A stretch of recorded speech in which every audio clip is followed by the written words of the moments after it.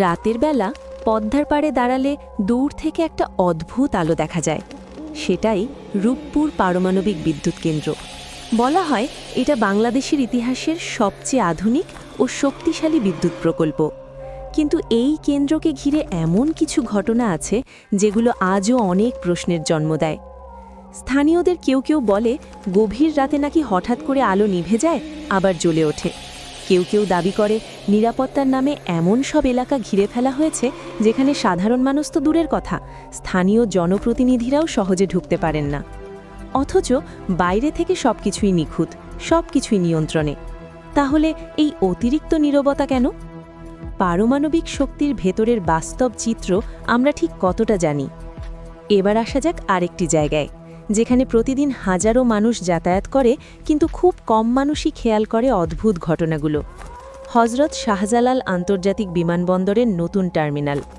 বাইরে থেকে দেখলে অত্যাধুনিক, ঝকঝকে, আন্তর্জাতিক মানের, কিন্তু নির্মাণকাল থেকেই নাকি এখানে ঘটেছে একের পর এক অস্বাভাবিক ঘটনা।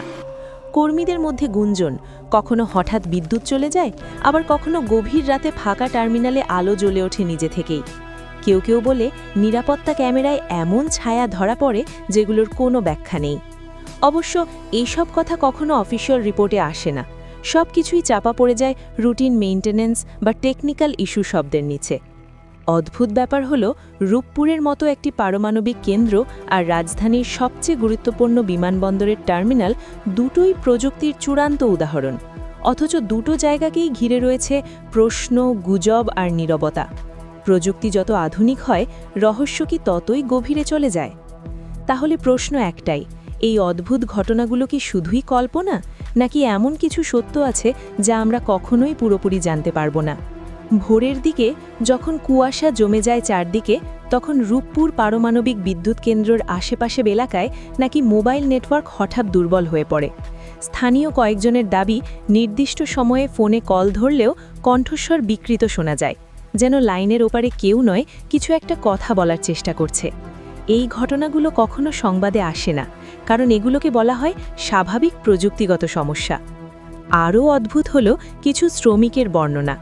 নির্মাণকালের সময় নাকি নির্দিষ্ট কয়েকটি ব্লকে কাজ করতে গিয়ে হঠাৎ মাথা ঘোরা, অস্বস্তি আর সময়ের হিসাব গুলিয়ে যাওয়ার অভিজ্ঞতা হয়েছে। ঘড়িতে 5 মিনিট, কিন্তু মনে হয়েছে ঘণ্টাখানেক কেটে গেছে। কেউ মুখ খুললে তাকে বদলি করা হয়েছে অন্য সেকশনে।